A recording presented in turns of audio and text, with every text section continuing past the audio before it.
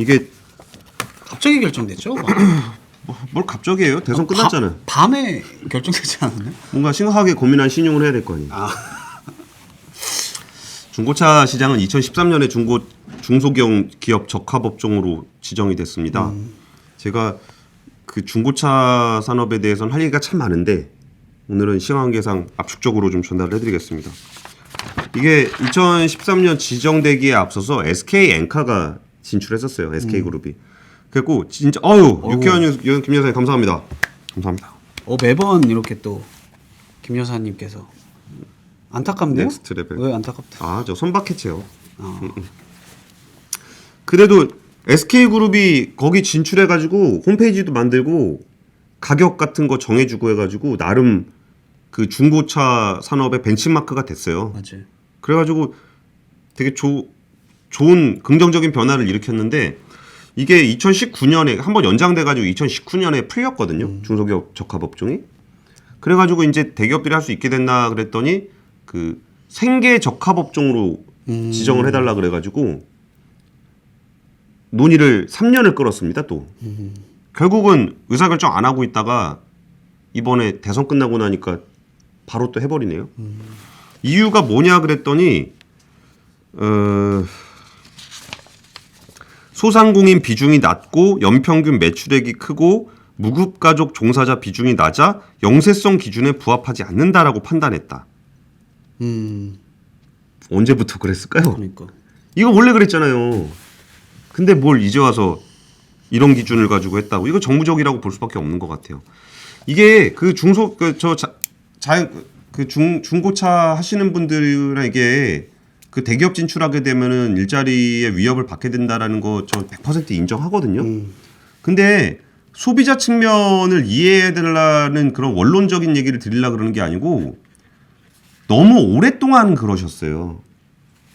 그러니까 중소기업 적합업종으로 지정이 돼가지고 벌써 거의 9년이 지났을 때 정말 잘하셨어야 돼요. 근데 잘 못하셨어요. 저 얼마 전에 유튜브 보는데 그 막 격투기 선수가 명현만 유명한 유튜버입니다. 네, 가가지고 막 하잖아요. 허위 딜러들 혼내고 막 그러니까 사람들이 열광하잖아요. 그 왜 그럴까요? 맞아요.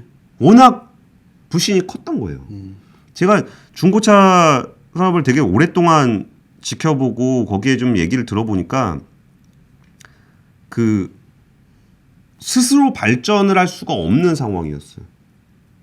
뭐 예를 들어서 정상적으로 중고차를 좀 해보려고 그러는 분들이 열심히 비즈니스를 하잖아요. 경쟁력을 갖추기 위해서.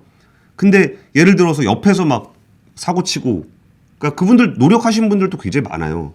근데 옆에서 사고치고 해갖고 신뢰감 다 떨어지지. 세금 문제 깔끔하지 않아서 정상적으로 내가 해보려고 그랬던 분들이 오히려 돈을 못 벌어요. 자기가 BEP가 안 나와. 진짜 괜찮은 중고차 인증해가면서 하려고 그랬었는데 그러니까 오히려 옆에서 속여서 파는 애들이 가격 떨어뜨려 버리면은 자기는 비싼 차 파는 사람이 된 거예요. 그리고 중고차로 돈을 좀 많이 번 분들이 빌딩을 사요. 제가 빌딩 사는 거에 대해서 약간 제가 생각하는 일종의 조금 이상한 좀 남들하고 좀 다른 생각이 하나 있는데 돈을 벌어서 빌딩을 사는 비즈니스는 별로 안 좋은 비즈니스예요. 왜요? 그러니까 비즈니스를 내가 투자를 해서 더 키워가지고 더 돈을 많이 벌 수 있겠다라는 산업에서는 그 돈 가지고 빌딩 안 사요. 근데 이 산업은 내가 돈 넣어서 투자해봐야 크게 돈 안 되는 사업이다. 엑시트를 한 거네. 빌딩으로. 예, 그러니까 그 산업 자체 안에서 벌어지는 그걸 말씀드리는 거. 빌딩 사는 거 자체를 부정하는 게 아니라 중소기업 적합업종으로 지정돼 있는 곳에서 그렇게 시장이 투명해지지 않고 신뢰도가 없는데 거기다가 돈을 더 투자를 해서 내가 중고차 시장을 확 키워보겠다? 이런 식의 마인드를 못 갖는다는 거예요. 그리고 거기서 사이즈가 내가 만약에 커졌어. 그러면 자기는 대기업 되잖아요. 그러면 안 되는 거거든요. 그럼 쫓겨나잖아요. 그러면 자기들끼리 그 나눠 먹는 그 일종의 그 바운더리를 형성해서 자기들끼리만 먹고 사는 그런 시장이 돼버려요. 그리고 예전에 저는 이것도 아시는 분들은 아실 텐데 헤이딜러 사건이라고 있었어요. 전 이것 때문에도 중소기업 중고차 업계에 굉장히 큰 실망을 하고 있는데 헤이딜러 사건이 저거예요. 이렇게 헤이딜러가 이게 어플리케이션 만든 거거든요. 이게 얼마씩 할 건지를 딜러들이 역경매를 하는 거죠. 소비자가 내가 차 팔고 싶어요. 그럼 얼마 나는 100만 원 드릴게요. 110만 원 드릴게요. 130만 원 드릴게요. 해서 올리는 거잖아요. 근데 헤이딜러를 중고차 업계에서 어떻게 퇴출을 시켰냐면은 뭐 일정 부분 이상의 공간을 차지하는 곳만 중고차 매매를 할 수 있다. 어플로는 안 된다. 어플로 안 된다. 그러니까 작은 자본으로 스타트업을 하려는 사람들은 안 된다. 아니 대기업은 대기업이라고 쫓아내고 스타트업 젊게 좀 해보려고 그러는 청년들은 그런 식으로 자산 규정을 만들어 갖고 쫓아내고 그리고서 거기에 소비자들의 몫은 없었던 거잖아요. 아니면 그래 오케이 다 쫓아냈다 쳐. 그러면 자체적으로라도 그러니까 이게 분명히 말씀드립니다. 정말 열심히 하신 분들도 있어요. 근데 그 시장 전체가 왜곡되는 것을 이렇게 싸잡아서 욕을 해서 좀 죄송스럽긴 하지만 결국 소비자들이 만족할 만한 그런 것은 못 나온 거잖아요.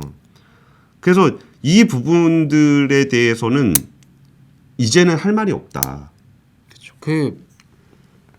저 어렸을 때만 동대문, 네. 두타 이런 데 가면은 잡혀가지고 막 그냥 돈 다 뜯기고 막 나오고 막 이랬었거든요. 예. 거기 망했죠.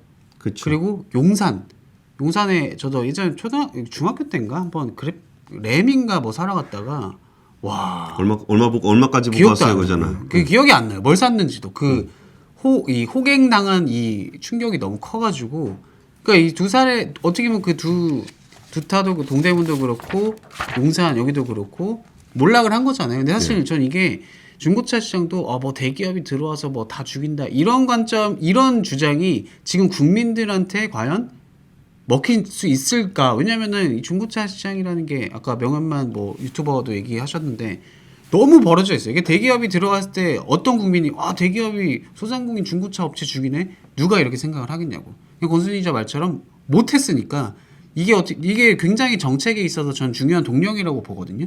정부에서도 이 대기업의 중고차 시장 진출을 할 수 있다라고 결정한 거에 결정적인 것 중에 하나가 이 국민들이 생각하는 중고차 시장이 너무 이 나락이기 때문에 아무 부담이 없는 건 아니지만 결정하는데 분명히 이것도 영향을 끼치지 않았을까 좀 그런 생각도 들긴 합니다. 네. 그리고도 정부는 그럼에도 불구하고 의사결정을 그러니까. 못 해가지고 민기적거리고 있다가 이번에 대선 끝나고 나니까 뭐 아무 정권의 부담도 없다는 듯이 그냥 이번에 의사결정 정무적으로 한 거잖아요. 그리고 제가 저기도 있어요.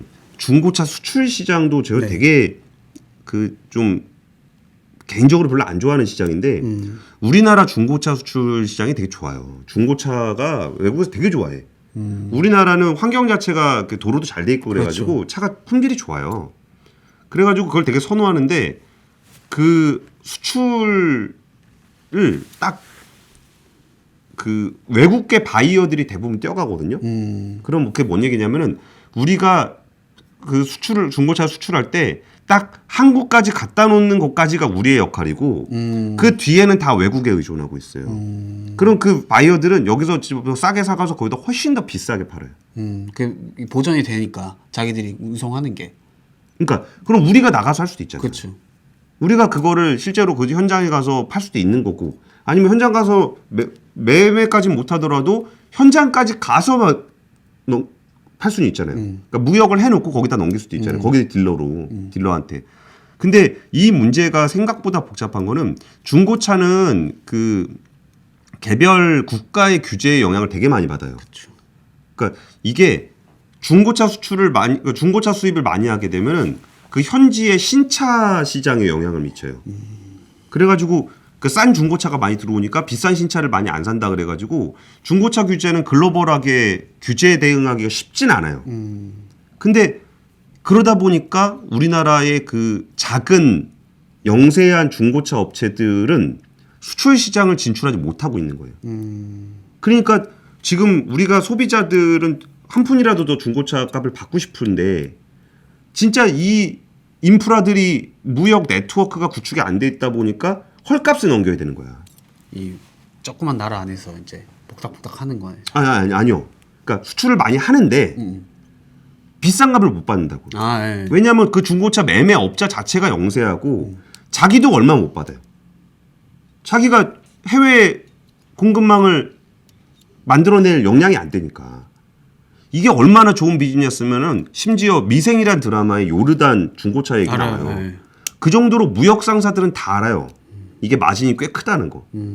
그러면은 우리나라에 진짜 괜찮은 그 중고차 무역 업체가 있다면 우리 소비자들은 훨씬 더 비싼 값에 나의 중고차를 팔 수 있어요. 근데 그런 산업도 하나도 못해. 그냥 국내에 있는 중고차 헐값에 모아가지고 해외 바이어들 다 좋은 일 시키는 거예요.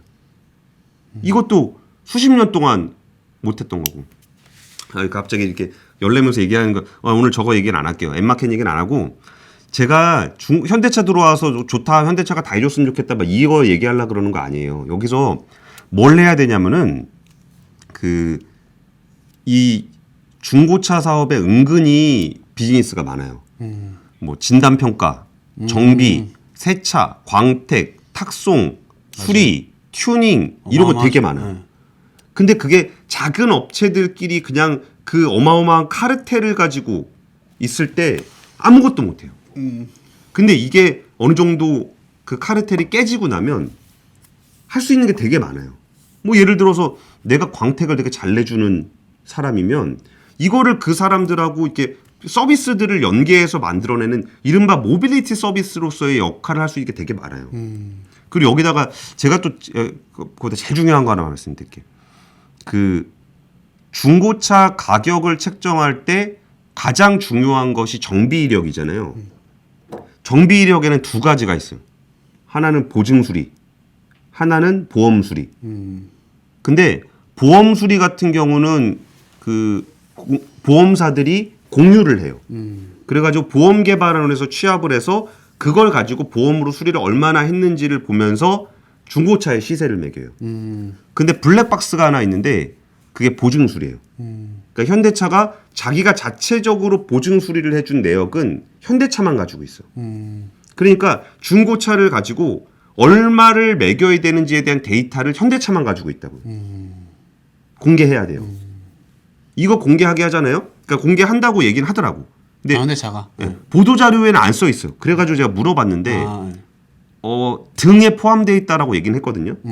그러면 보증 수리 내역과 보험 수리 내역을 엮으면 차의 시세를 평가할 수 있는 굉장히 중요한 지표가 돼요. 그러네요.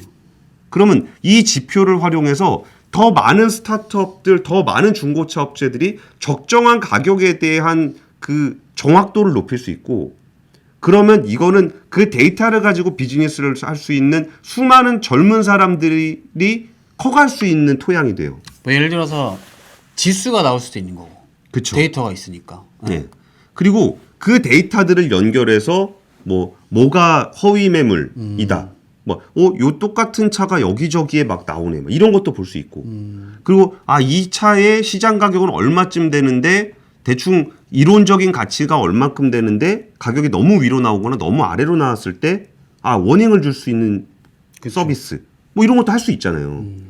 그러니까 그리고 할 수 있는 거 되게 많아요. 그리고 이거를 했을 때 패키지로 엮어가지고 요 차를 요렇게 했는데 랩핑을 어떻게 하든지 튜닝을 어떻게 해가지고 하는 서비스하고 연결을 한다거나 이런 것들은 현대차만 할 수 있는 게 아니에요. 오히려 젊은 그 창업가들이 정말 참신한 마인드를 가지고 접근할 수 있는 그런 거거든요. 근데 지금 여기에 못 들어갔던 이유가 그 중고차 업계의 카르텔은 현대차보다 더 무서울 수도 있어요. 현대차는 브랜드 이미지라도 있어가지고 막 무섭게는 안 하잖아요. 근데 이분들이 자신들이 소상공인이다 중소기업이다라는 이유로 이 시장에 새로 진출하고 싶었던 더 작은 청년들을 다 억압해 왔거든요. 그래서 저는 이번에 현대차가 가지고 있는 것 중에 진짜 이 젊은 사람들 정말 참신한 아이디어 가지고 하고 싶은 사람들이 원하는 게 있으면 지금 빨리빨리 얘기해야 된다고 생각해요.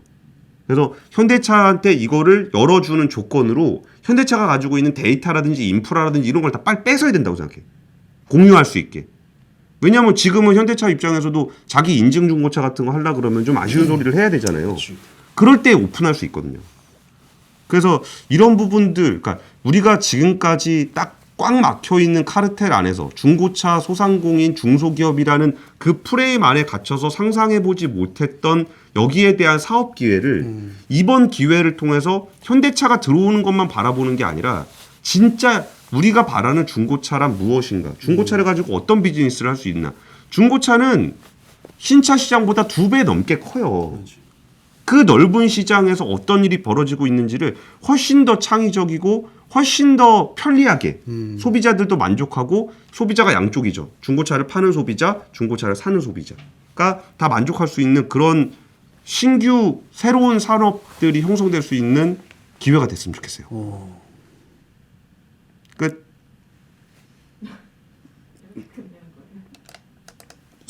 제 내용은 끝났다고요? 누가 되든 크던 작든 한쪽에 압도적인 권리가 주어지면 타락하는 듯. 맞아요. 네. 저는 제가 항상 거의 썩는 얘기하는데 거죠. 저는 사회적 약자라고 불리는 분들, 힘의 균형에서 힘이 밀리는 분들을 더 존중하는데 존중하는 거는 판단을 한 다음에 존중을 해야 된다고 생각해요. 그러니까 합리적인 판단을 하고 그럼에도 불구하고 그분들의 처한 환경에 따라서 인센티브를 제공하는 거. 근데 그분들이 약자기 때문에 상대적으로 약자기 때문에 우대를 해야 된다라는 것을 전제로 판단을 하면 안 된다는 거 생각해요. 판단은 냉정하게 하고 그분들이 처한 환경에 따라서 뭐 인센티브를 준다거나 아니면 거기다 힘을 실어주는 판단을 하는 거지. 아, 이분들이 더 약한 부분을 감안해서 판단을 한다. 이러면은 그럼 그다음 뭔 일이 생기냐면 힘들다 배틀이 들어가요. 전 더 힘든데요. 저는 더 불쌍한데요. 뭐 이러면 이게 뭐가 되냐고. 그러니까 진짜 합리적인 시장에 대한 판단을 하고 원칙을 정하고 그 원칙에서 어느 정도까지 약자를 우대할 것인가에 대한 판단을 추가로 하는 거. 저는 중고차 시장에서는 지금 현대차를 바라보지 마시고 현대차를 타겟으로 정책을 짤 생각을 하지 마시고 진짜 이게 풀리면서 얼마나 더 많은 새로운 비즈니스들을 창의적으로 할 수 있는지에다가 힘을 훨씬 더 많이 실어줘야 된다고 생각해요. 어쨌든